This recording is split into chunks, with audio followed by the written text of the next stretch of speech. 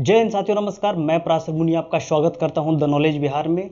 और आज जिस खबर पे चर्चा करने वाले हैं वो करोड़ों क्रिकेट फैंस के लिए एक हर्ष का विषय, एक उल्लास का विषय है। और उनके लिए जो इनका जो है निवास स्थान यानी कि जिनका घर पूर्वांचल में है, उनके लिए एक बहुत ही कह सकते हैं कि बहुत अच्छा मौका है बड़े बड़े मैच देखने का, बड़े बड़े इंटरनेशनल मैच देखने का। क्योंकि सरकार ने वाराणसी में यानी कि बनारस में यानी कि काशी में एक भव्य स्टेडियम का निर्माण करने जा रही है। और इसका उद्घाटन कल यानी कि 23 सितंबर को प्रधानमंत्री मोदी जी के द्वारा किया जा रहा है। और प्रधानमंत्री मोदी जी का के द्वारा क्यों न किया जाए, क्योंकि बनारस जो है वो प्रधानमंत्री मोदी का संसदीय क्षेत्र है। तो हम इसी पर विस्तार से चर्चा करेंगे कि आखिर में इस स्टेडियम का इतना भव्य तरीके से निर्माण क्यों किया जा रहा है। और बनारस में जो इस स्टेडियम का निर्माण किया जा रहा है, इसमें अधिकांश जो शब्दावलियां हैं क्रिकेट से जुड़ी हुई, इस स्टेडियम के अधिकांश शब्दावलियां भगवान शंकर से जुड़ा हुआ है। इसलिए कहा जा रहा है कि इस स्टेडियम ये जो स्टेडियम है भारतीय कल्चर का प्रतीक भी बनने वाला है। तो चलिए हम इस खबर को विस्तार से चर्चा करते हैं। लेकिन उसके पहले एक बात मैं आपसे बताना चाहूँगा कि देखिए, जो बनारस है, बनारस के बारे में कहा जाता है कि बनारस की धरती 5000 साल से भी पुराना है। लेकिन कई इतिहासकारों के द्वारा ये भी कहा जाता है कि बनारस की धरती सनातन है, यानी कि न जिसका अंत है न जिसका शुरुआत है, यानी कि आदिकाल से चलता आ रहा है और अनंत काल तक चलता जाएगा। बनारस की धरती वैसी धरती है। एक बहुत बड़े ब्रिटिश इतिहासकार थे, उनका जो है मानना था 1997 में उन्होंने एक बात कही थी कि बनारस की धरती जो है वो इतिहास और चमत्कार से भी पुरानी है। तो उसी बनारस की धरती पर इतने बड़े स्टेडियम का निर्माण होने जा रहा है, उसके बारे में थोड़ा बहुत मैं आपको बताऊं कि देखिए, बनारस वही है जो जहां से कई बड़े बड़े महान संतों ने अपने ज्ञान की प्राप्ति की और उनका जुड़ाव बनारस से रहा है। खास करके एक महत्वपूर्ण संत जिनका नाम है शंकराचार्य। अभी देख रहे कि आज ही कल 21 सितंबर को ही जो है शंकराचार्य की 108 फीट मूर्ति का अनावरण मध्य प्रदेश के ओमकारेश्वर में सीएम शिवराज सिंह चौहान के द्वारा किया गया है। इस पर हम अलग से वीडियो बनाएंगे एक, अभी मैं इस पर विस्तार से चर्चा नहीं करूंगा। लेकिन वही बनारस जो है, वहाँ से महर्षि अगस्त, धन्वंतरी, गौतम बुद्ध, संत कबीर, बाबा कीनाराम, लक्ष्मीबाई पाणिनि, पार्श्वनाथ, पतंजलि, रैदास, स्वामी रामानंदाचार्य, शंकराचार्य, गोस्वामी तुलसीदास, वेद व्यास और वल्लभाचार्य का संबंध रहा है। ठीक है, तो ये बनारस जो है एक भव्य भूमि है। यहीं पर एक बहुत बड़े स्टेडियम का निर्माण हो रहा है।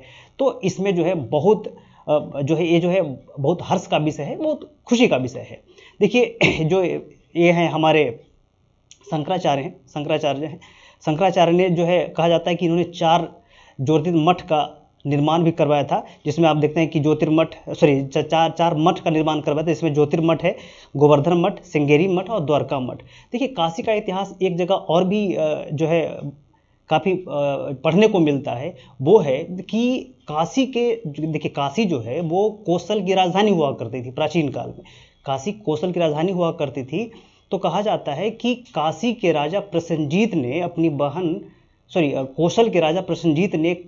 बहन कौशल देवी का विवाह जब मगध के राजा जो है ये बिंबिसार से किया था, तो पहली बार दहेज के रूप में काशी को ही दिया था। वहीं से दहेज प्रथा की शुरुआत भी मानी जाती है भारतीय इतिहास में। ठीक है, तो हम ये जो है काशी का कुछ फैक्ट्स रहा। लेकिन चलते हैं फिर हम अपने स्टेडियम पे। देखिए, जो अखबारों में जो सुर्खियाँ रही है कि PM Modi to lay foundation stone international cricket stadium in Varanasi on September 23 यानी कि 23। Varanasi international cricket stadium to B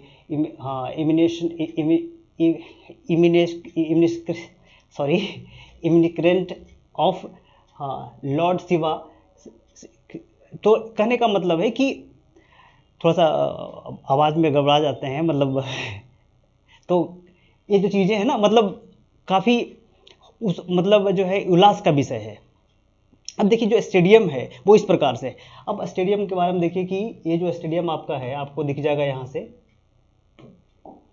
कि क्या क्या चीज़ें हैं, इसके फीचर्स। देखिए, ये जो स्टेडियम है इसका जो छत आपको दिख रहा है, ये यहाँ से यहाँ तक ये जो छत है, देखिए ये जो है भगवान शंकर के जो जटा है ना, जटा में जो अर्ध चंद्र लगा हुआ है उसके आकार का इसका छत होगा, यहाँ से यहाँ तक देखिए इस तरीके।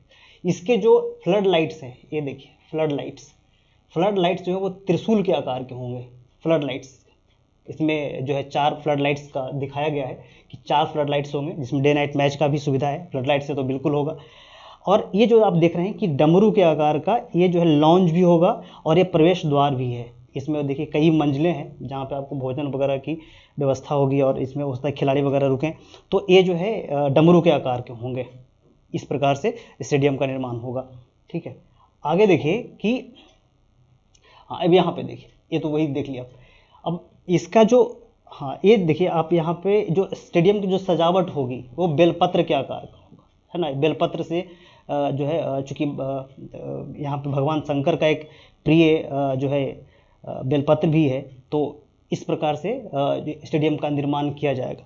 कहते हैं कि जो स्टेडियम बनेगा, स्टेडियम में जो है आपका जिसको सीटें होगी, स्टेडियम के बैठने के अंदर जो सीटें होंगी वो जो है लगभग गंगा घाट के आकृति का बना होगा स्टेडियम की सीटें। उसी प्रकार से आप देखेंगे कि जो स्टेडियम में कुछ चीज़ें अलग से भी एक की गई है। जब चौका लगेगा तो स्टेडियम से आवाज़ आएगी बम बम भोले का। जब छक्का लगेगा तो आएगा हर हर महादेव। जब भारतीय खिलाड़ी विकेट लेंगे तब आएगा जय भोलेनाथ का नारे लगेंगे इसमें।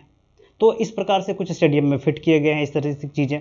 उसी प्रकार से अब कहा जाता है कि जो यूपी में जो स्टेडियम बन रहा है, ये यूपी का तीसरा जो है इंटरनेशनल स्टेडियम है। पहला जो है वो ग्रीन पार्क था जो कानपुर में है, दूसरा लखनऊ में एकनाथ स्टेडियम, अब तो उसका नाम बदल के अटल बिहारी वाजपेयी स्टेडियम भी कर दिया गया है मे बी। तो ये और थर्ड में वाराणसी में स्टेडियम बन रहा है। अब इसका नाम अभी चूँकि रखा नहीं गया है, मे बी हो सकता है काशी विश्वनाथ स्टेडियम हो जाए, तो इसका नाम जो है अभी रखा नहीं गया है, लेकिन ऐसा अनुमान है कि ये रखा जाए। और इसके बारे में कहा जाता है कि जो है यूपी सरकार ने इसको लगभग 30.6 एकड़ ज़मीन को एक्वायर किया है। इसमें 101 करोड़ रुपए खर्च किए हैं और 330 करोड़ रुपए लगा करके इस स्टेडियम का निर्माण किया जाएगा। और इसमें जो है लगभग 30,000 लोग बैठेंगे इस स्टेडियम में। उसी प्रकार से कहा जाता है कि 2 साल में स्टेडियम तैयार हो जाएगा और ये जो है इसका इनॉग्रेशन प्रधानमंत्री मोदी के द्वारा किया जाएगा। तो ये कुछ इसके जो है संबंधित विषय थे। अब देखिए कहने का मतलब ये हो गया कि अब इस स्टेडियम जो इतना बड़ा स्टेडियम बन रहा है, इतना बड़ा कल्चरल स्टेडियम है, इसमें आपने देखा कि जब 2020 में डोनाल्ड ट्रंप भारत में आए थे तो जो है एक कंसर्ट शुरू हुआ था, एक कॉन्सर्ट हुआ था। कहाँ? तो गुजरात के नरेंद्र मोदी स्टेडियम में। उसका नाम था नमस्ते ट्रंप।